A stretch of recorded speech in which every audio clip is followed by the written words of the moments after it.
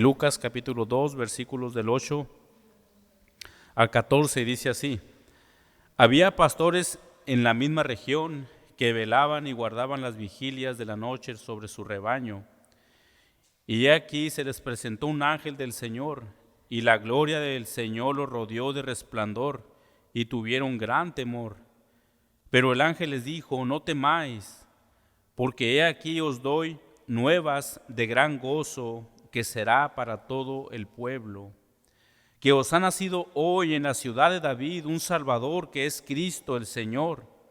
Y esto os servirá de señal: hallaréis al niño envuelto en pañales, acostado en un pesebre. Y repentinamente apareció con el ángel una multitud de huestes celestiales que alababan a Dios y decían: Gloria a Dios en las alturas, y en la tierra paz, buena voluntad para con los hombres. Ayúdenme a orar, hermanos. Bendito Dios Padre eterno, te damos infinitas gracias por, en tu plan soberano de redención, enviaste a tu Hijo Jesucristo a este mundo para poder, Señor, dar esperanza a todo hombre que se arrepiente de sus pecados, Señor. Te damos infinitas gracias por ello. Y al igual, Señor, que estos ángeles dieron este hermoso himno exaltando tu nombre por lo que usted es, también, Señor, lo hacemos en esta mañana. Gracias por tu infinita misericordia. Oramos en esta hora. Amén. Como ya lo dijimos, hermanos, este es el relato de el nacimiento de Jesús de acuerdo a las profecías del Antiguo Testamento. Estas decían que Jesús nacería de una virgen en la ciudad de Belén, de la misma ciudad de donde era el rey David. En esta mañana, hermanos, vamos a enfocar nuestro sermón, nuestro texto en el verso 11, pero vamos a mirar del versículo 8, que pongan sus ojos ahí. El verso 8 dice: Y había pastores en la misma región que velaban y guardaban las vigilias de la noche sobre su rebaño. Lucas nos dice que esa noche del nacimiento de Jesús, estos pastores estaban guardando sus ovejas, y la razón de que es que también los pastores guardaban sus ovejas porque había animales que eran depredadores o quizás ladrones que podrían hurtar las ovejas. Es por eso que estos pastores estaban ahí, y dice el texto, guardaban las vigilias de la noche sobre su rebaño. En ocasiones estos rediles eran muros de piedra alrededor de 1 metro o 1,5 metros, que era muy fácil para el lobo brincarlo y poder atacar a la oveja, o quizás de un ladrón poder brincarse y poder hurtar a las ovejas. Por lo general, el pastor se quedaba en las puertas del redil a velar y a cuidar a sus ovejas ante los posibles ataques de ladrones o de los depredadores. Por eso Lucas nos dice que estos pastores estaban velando a sus ovejas, estaban cuidando a sus ovejas. Ahora, es muy interesante notar que esta buena noticia del nacimiento de un Salvador se la diera a un grupo de personas menos importantes de ese tiempo, como eran los pastores. Ser un pastor de oveja era uno de los trabajos menos deseables. A los pastores de ovejas se les consideraba analfabetos, sin información, deshonestos, pocos confiables e indeseables, hasta tal punto que no se les permitía testificar en un juicio.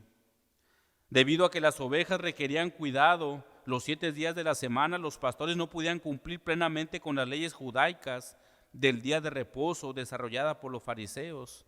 Por lo tanto, eran vistos como despreciados por los mismos fariseos por no cumplir sus rituales.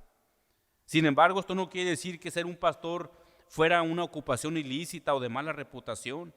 Debemos ver en las Escrituras que los hombres del Antiguo Testamento fueron pastores de ovejas, como Moisés, ¿recuerdan? Éxodo 3:1 dice, hablando de Moisés: apacentando Moisés las ovejas de Jetro su suegro, sacerdote de Medián, llevó las ovejas a través del desierto y llegó hasta Horeb, el monte de Dios. Moisés era un hombre que apacentaba ovejas, un hombre que sabía del cuidado de las ovejas. Podemos mirar también el rey David. ¿Recuerdan ustedes cuando estaba la batalla ahí que querían, Goliat retó al pueblo de Israel, que pasaron todos y dijo en 1 Samuel 16:11, entonces dijo Samuel a Isaí, ¿son todos estos sus hijos? Y respondió, queda aún el menor que apacienta las ovejas. David también fue un pastor de ovejas y dice que él cuidaba las ovejas del lobo o del oso o del león. Él fue un buen pastor de ovejas. Incluso Salmo 23 se nos dice que el Señor es nuestro buen pastor. Los pastores entonces eran personas muy humildes y mansas. Sin duda no eran quienes esperarían recibir el anuncio más importante que hasta el día de hoy ha sido en toda la historia. Llama la atención que el Rey del universo, Dios mismo encarnado, no se le presentó a las personas consideradas las más importantes de este mundo.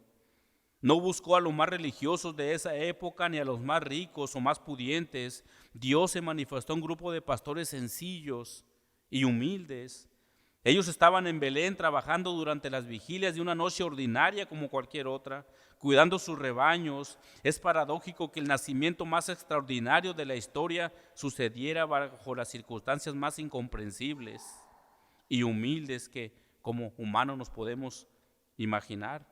El Dios creador de todas las cosas tomó forma de hombre y vino a este mundo a nacer en el lugar donde se guardaban los animales de aquellos que se alojaban en el albergue público.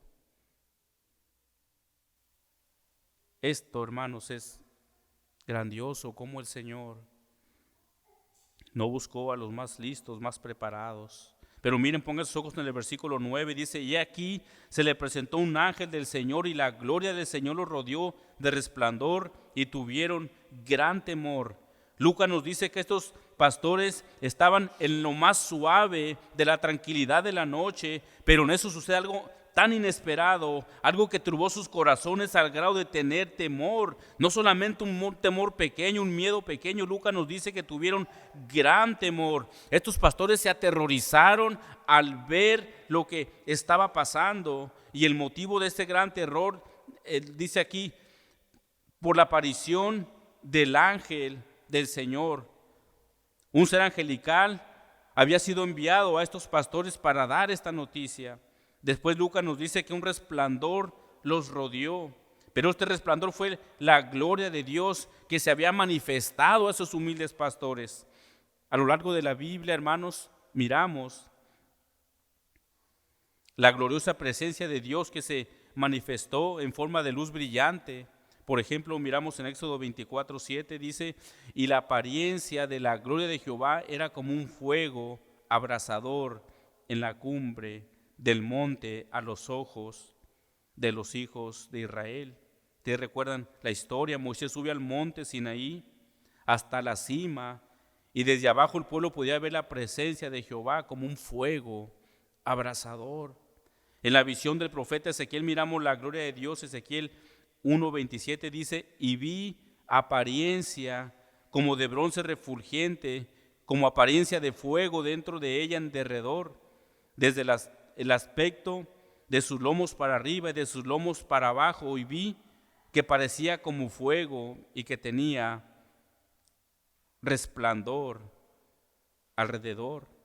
¿Recuerdan también el Nuevo Testamento la transfiguración de Jesús? En Mateo capítulo 17:1 dice, 6 días después Jesús tomó a Pedro, a Jacobo y a Juan su hermano y los llevó aparte a un monte muy alto y se le transfiguró delante de ellos y resplandeció su rostro como el sol y sus vestidos se hicieron blancos como la luz, la presencia de Dios, hermanos.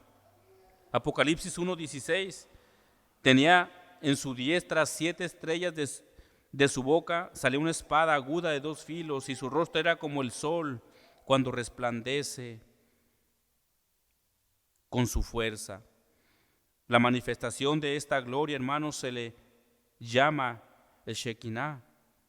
Lo que estos humildes pastores contemplaron fue la gloria de Dios el Shekinah. Este fue un evento sorprendente para estos pastores. No solo fue una pequeña luz la que ellos pudieron contemplar, dice Lucas, que fue un gran resplandor. Esa fue la razón por qué estos pastores tuvieron gran temor, algo inusual. Imagínense, hermanos, la noche oscura, todo tranquilo, cuando de repente estos pastores ven esa manifestación de la gloria del Señor. Después en el verso 10 dice que estos ángeles dijeron a estos hombres: no temáis. Debió ser de gran ánimo para estos pastores, después de haber experimentado este gran temor, después de estar tan aterrorizados y escuchar estas palabras de consuelo: no tengan miedo, no temáis. Recuerdan que Jesús también usó esta palabra cuando Él se les aparece a sus discípulos caminando sobre el mar. En Marcos capítulo 6 dice: y viendo remar con gran fatiga, porque el viento les era contrario, cerca de la cuarta vigilia de la noche, vino a ellos andando sobre el mar y quería adelantárseles. Viéndole ellos andar sobre el mar, pensaron: es un fantasma, y gritaron, porque todos le veían y se turbaron. Pero enseguida habló con ellos y Jesús les dijo: ten ánimo, yo soy, no temáis. Qué palabras, hermanos, de consuelo para sus discípulos igualmente. Fue tan grande su temor que dice que ellos gritaron de temor. Es grandioso como creyentes saber, hermanos, que el Señor está al cuidado de sus hijos y poder escuchar por medio de su palabra, en momentos de angustia o de tribulación, el saber que Él está con nosotros y nos dice: no temáis, no tengan miedo, no se turbe vuestro corazón. Ese es nuestro Dios, nuestro Rey de Reyes y Señor de Señores. Verso 10 dice: pero el ángel del Señor les dijo: no temáis, porque aquí os doy nuevas de gran gozo, que será para todo el pueblo. Esta noticia fue tan grandiosa que traería no solo una alegría común, sino una noticia que producía en ellos y para todo el pueblo un gran gozo. Recordemos que Dios había guardado silencio por 400 años. La última vez que Dios había hablado lo hizo por medio del profeta Malaquías. Hubo profecías acerca de la venida del Rey de Israel, del profeta, del gran sumo sacerdote.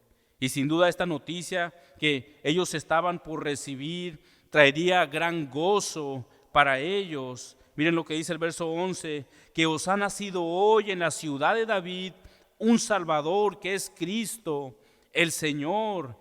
Esta afirmación, hermanos, es el centro del Evangelio que la iglesia debe de proclamar al mundo, porque todas las personas son pecadoras, somos pecadores y necesitan un Salvador para sus almas. ¿Quién es ese niño que ha impactado al mundo desde su nacimiento? ¿Quién es ese niño que estableció el calendario del mundo? ¿Quién es ese niño que fue identificado con esos títulos de Salvador, Cristo y Señor? Vamos a mirar, hermanos, a grande escala los títulos que Lucas escribe que sobre el niño nacido. El primero de ellos es que Él es el Salvador. Desde el momento que se habla de un Salvador podemos entonces visualizar un gran problema. No es un problema menor, un problema chico. Es un gran problema. Alguien tiene que ser salvado. Hay en el hombre un peligro el cual está en él desde que es engendrado. El hombre nace en pecado. Estamos viviendo en los tiempos que las personas ni les interesa saber de salvación. Viven sus vidas como que si Dios no existiera, como que si Dios no fuera el Salvador de sus vidas. Algunos religiosos rezan a Dios conforme a las tradiciones que les inculcan sus padres o sus abuelos. Los hombres no piensan en Dios como un Salvador de sus vidas.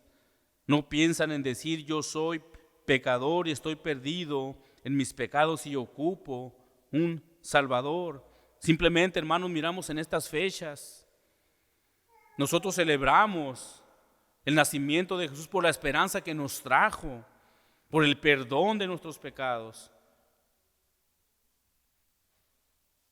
Pero muchas personas toman estas ocasiones para emborracharse y lejos de honrar a aquel que nació, blasfeman su nombre.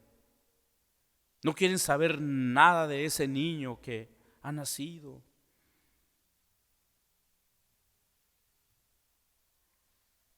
Ese niño vino a este mundo. Y la razón es que los hombres están muertos en sus delitos y pecados. Los hombres siguen las corrientes de este mundo y todos sus deseos, siguen a su padre Satanás y hacen todo lo que él les manda. Recuerden lo que Jesús les dijo cuando acusó a los fariseos, Juan 8:44, vosotros sois de vuestro padre el diablo y los deseos de vuestro padre queréis hacer. Todos los no redimidos están bajo el dominio de Satanás. Y más aún estos hombres están bajo la ira de Dios. A estos hombres no les interesa saber de la salvación. Porque Pablo dice en 1 Corintios 2:14, y esta es la razón, pero el hombre natural no percibe las cosas que son del Espíritu de Dios, porque para él son locura, y no las puede entender, porque se han de discernir espiritualmente. El hombre natural no puede percibir las cosas de Dios, simplemente porque no puede, porque está muerto en sus delitos y en sus pecados. ¿Cuántos de nosotros no hemos experimentado, hermanos, cuando salimos a evangelizar? Por más que tú das el evangelio, las personas no entienden. O quizás algún familiar tuyo, le compartes el evangelio del Señor y por más, no entiende. No tiene ni siquiera una pizca de entendimiento para poder comprender lo de la salvación. Es por eso que nosotros necesitamos orar por los perdidos, como la oración de nuestro pastor Melvin ahorita. Si hay alguno aquí que esté muerto en sus pecados, Señor, sálvalo, sálvalo.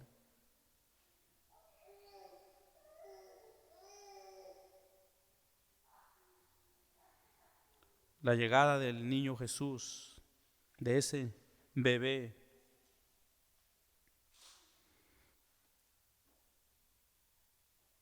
vino a traer esperanza para los perdidos. En algunos círculos cristianos o iglesias cristianas tienen un concepto del motivo por lo cual vino Jesús a este mundo. Muchos piensan esto. Jesús vino a traer felicidad. Jesús vino a hacerte sentir realizado. Jesús vino a darte todo lo que tú declares o decretes. Jesús vino a darte prosperidad. Jesús vino a darte a la mujer de tus sueños. Jesús vino a darte el empleo de tus sueños, la casa de tus sueños, el auto de tus sueños. Jesús vino a sanar todas tus enfermedades. La idea de todas estas cosas es que Jesús vino para hacer que tú te sientas mejor. Y esa es la razón por la que donde se predica el evangelio de la prosperidad hay muchísima gente. ¿Y por qué es eso? Porque es lo que quieren escuchar. Otros creen que Jesús vino para poder librarlos de sus malos hábitos. Tal vez tienen problemas de drogas o de alcohol.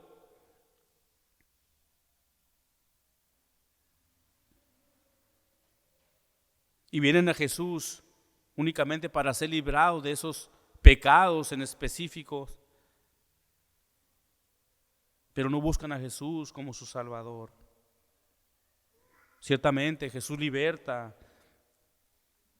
a los cautivos de esos pecados. Jesús saca de la esclavitud a los hombres con esos pecados de drogadicción, de alcohol.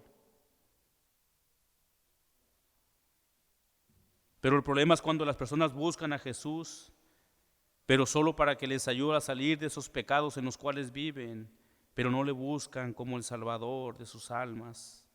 Decir que Jesús vino como un Salvador no tiene nada que ver con todas estas cosas. No es para que el hombre cumpla todos sus propósitos en esta vida. No fue para que te sientas completo. La razón principal por la cual Jesús vino a este mundo es para salvar a los pecadores de su condición de muerte espiritual, en los cuales ellos se encuentran y en lo cual nosotros nos encontrábamos antes. La razón principal es que Jesús vino a dar su vida por hombres y mujeres muertos en sus delitos y pecados. Es la razón principal del nacimiento de este niño que ha nacido. La ira de Dios está sobre estos hombres y mujeres que viven según sus caminos. Pablo dice en Romanos capítulo 1, verso 18, porque la ira de Dios se revela desde el cielo contra toda impiedad e injusticia de los hombres que detienen con justicia la verdad. Dios está irado con el pecador, es lo que las Escrituras dicen. Dios no ve el pecado como una cosa insignificante. Para Dios, el pecado es muy grave y esa es la razón por la que Él está irado contra el impío. Dice Pablo, Él está irado desde el cielo contra toda impiedad e injusticia de los hombres. El pecado te destituye de la morada eterna, Romanos 3:23. El hombre sin Cristo va a un camino de castigo eterno a causa de su pecado. De eso es que los hombres deben ser salvos. Por esa razón vino ese niño a nacer en ese humilde establo en Belén. Él nació para dar esperanza a aquel que viene en arrepentimiento y en fe al Señor Jesucristo. Querido amigo o amiga que nos escuchas,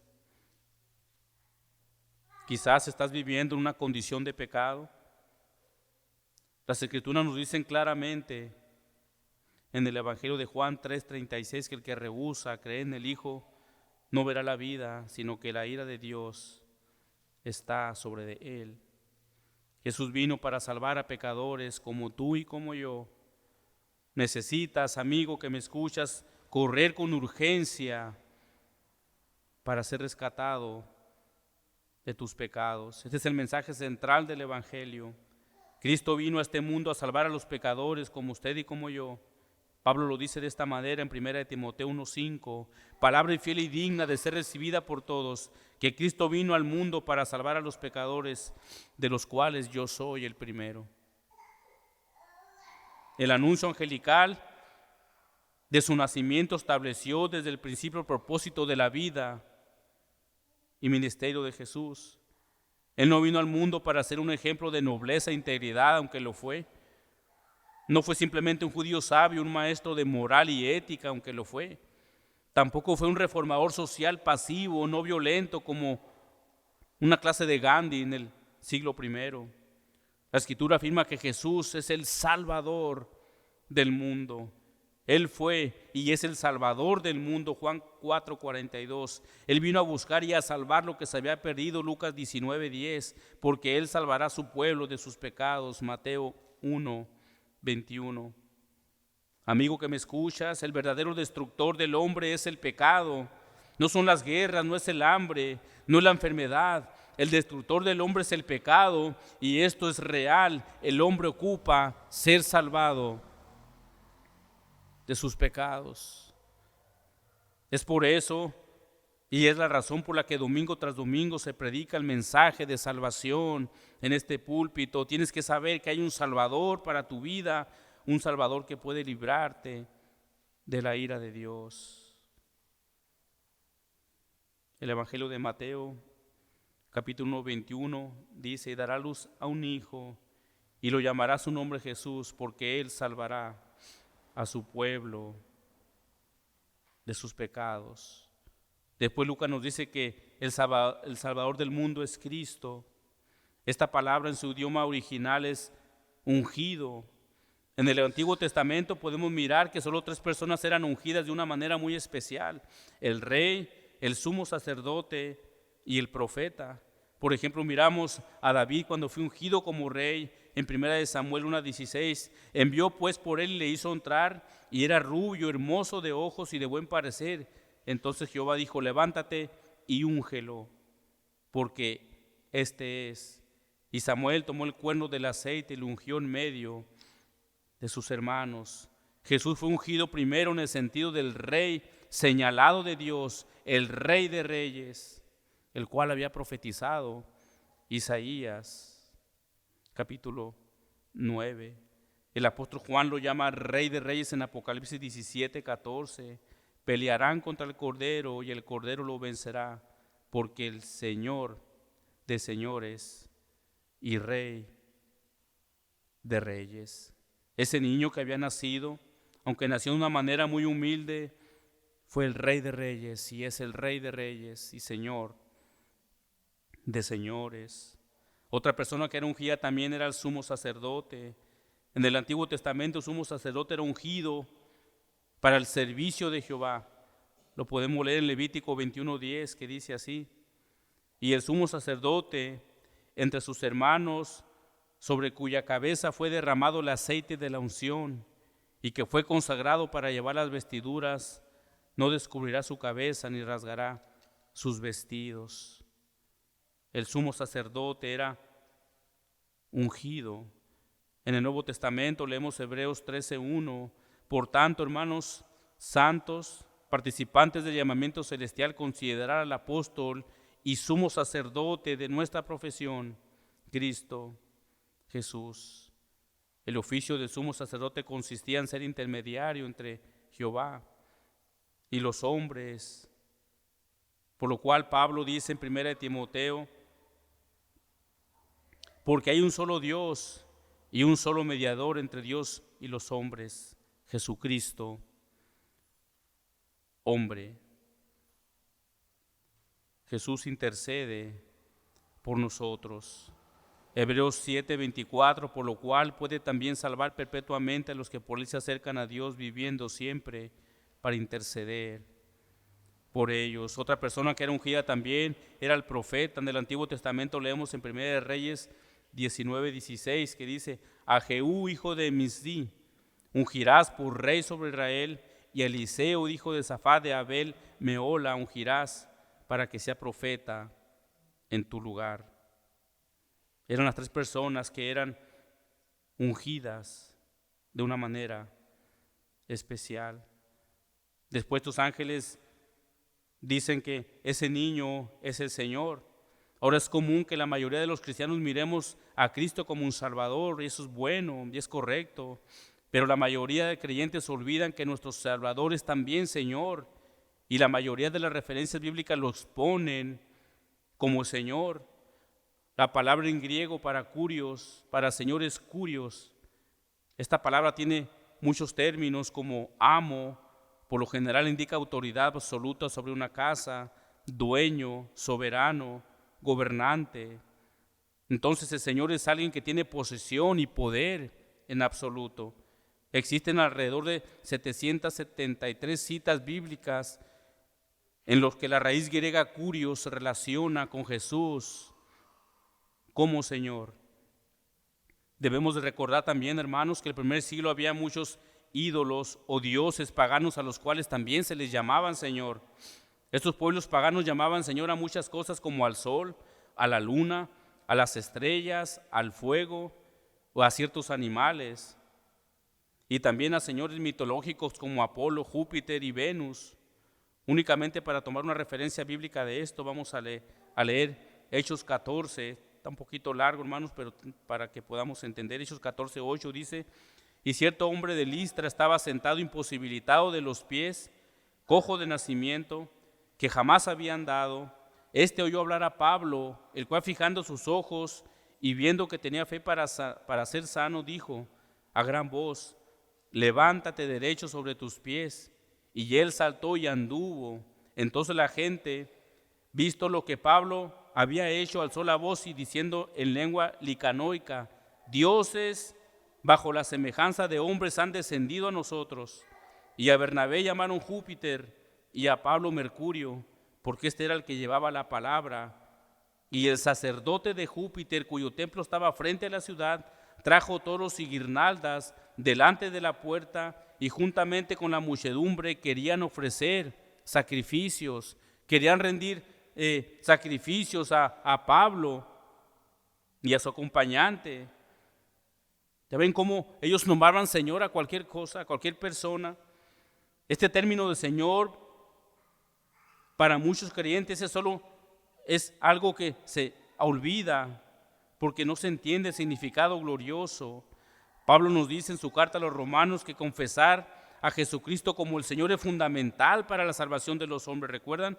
Romanos 10:9, que si confesares con tu boca que Jesús es el Señor y creyeres en tu corazón que Dios le levantó de los muertos, serás salvo. Al confesar que Jesús es el Señor, el hombre le está dando reverencia y obediencia a Jesús, el llamarle Curios, el llamarle Señor. Esto es declarar que Dios es soberano por sobre todas las cosas. Para el creyente, el Señor tiene mucho significado para nosotros. Ese niño que nació en esa aldea de Belén es el mismo Dios, creador de todas las cosas. Pablo lo dice de esta manera en Filipenses 2:7, sino que se despojó a sí mismo y tomando forma de siervo, hecho semejante a los hombres. Ese niño vino, dejó su gloria y vino en forma de hombre. Entonces, hermanos, Curios es el nombre dado sobre todo nombre y aplicado a Dios, el Hijo encarnado y exaltado. Mientras que la palabra Cristo o Cristos en el griego, en el hebreo es Adonai. Este nombre de Adonai transmite todo lo que está implícito en el tetragrama de Yahvé.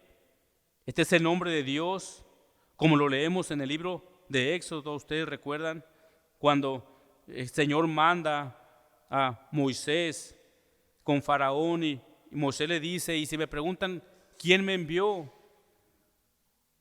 Dice el versículo 14, y respondió Dios a Moisés, yo soy el que soy. Y dijo, así dirás a los hijos de Israel, yo soy, me envió a vosotros. Además dijo a Moisés, así dirás a los hijos de Israel, Jehová, el Dios de vuestros padres, el Dios de Abraham, Dios de Isaac y Dios de Jacob, me ha enviado a vosotros. Este es mi nombre para siempre. Con él se me recordará por todos los siglos. El yo soy. Vamos rápidamente al texto, hermanos, verso 12. Después los ángeles siguen teniendo esta plática con estos pastores. Verso 12 dice, y esto os servirá de señal. Hallaréis a un niño envuelto en pañales, acostado en un pesebre. Los ángeles les dan a estos pastores instrucciones de cómo encontrar al niño que había nacido. Ellos dicen, hallaréis a un niño envuelto en pañales. El que los niños recién nacidos estén envueltos en pañales es normal, pero el bebé que había nacido está acostado, dice que esté acostado en un pesebre no es muy común. Entonces esto reduciría la búsqueda de estos pastores. En el tiempo de que Jesús nace, los establos, algunos de ellos eran como unas cuevas, y muchos de los pesebres eran de un material de concreto o de piedra, porque también ahí se les daba agua a los animales, y ahí es donde estaba el niño envuelto en pañales. Sería entonces más fácil para los pastores que conocían el área donde metían sus ovejas encontrarlo más pronto. Verso 13 dice, y de repente apareció con el ángel una multitud de las huestes celestiales que alababan a Dios y decían, gloria a Dios en las alturas y en la tierra paz y buena voluntad para los hombres. Estos ángeles, hermanos, entonan el himno más glorioso que podemos encontrar porque exaltan la grandeza de nuestro Dios. Jesús nació y con él nació la esperanza para todo aquel que se arrepiente de sus pecados. Ese Señor de señores, el Adonai, el gran profeta, el gran sumo sacerdote, vino a este mundo a nacer en un pesebre, en una pequeña aldea de Belén, y su propósito fue dar vida y salvar al más vil pecador. Esta noticia, sin duda, hermanos, aún está presente en nuestros tiempos. La esperanza aún está para aquel que viene a Él en fe y en arrepentimiento. El Señor salva a aquel que estaba muerto, aquel que está muerto en sus delitos y pecados, como en su momento estuvimos tú y yo muertos en nuestros delitos, pero por la gracia del Señor envió a su Hijo para poder dar vida a los muertos espirituales. ¿Cómo no iban a estar gozosos, hermanos, esos ángeles? ¿Cómo no debemos estar gozosos también nosotros en saber, hermanos, que hoy por la gracia de Dios tenemos vida en Él? ¿Cómo no podemos estar gozosos en saber que mediante la salvación de nuestras almas, hermanos, tenemos una herencia en los cielos, como Pedro nos dice? ¿Cómo no estar contentos con esta gran noticia? El saber que un día estaremos por toda la eternidad con nuestro Señor Jesucristo. ¿Cómo no estar contentos si el Señor nos ha salvado? Oremos. Padre, te damos infinitas gracias en esta hermosa mañana, Señor, por esta gran noticia, Padre, que ocurrió alrededor de hace cerca de 2000 años, que hasta ahora sigue trayendo gozo para aquel pecador que se arrepiente. El saber que tú en tu gracia salvas al pecador, Señor. Gracias porque lo hiciste con nosotros. Infinitas gracias te damos. Nos unimos en ese himno que se entonó hace cerca de 2000 años. Gloria a Dios en las alturas. Gloria a tu santo y hermoso nombre. Amén.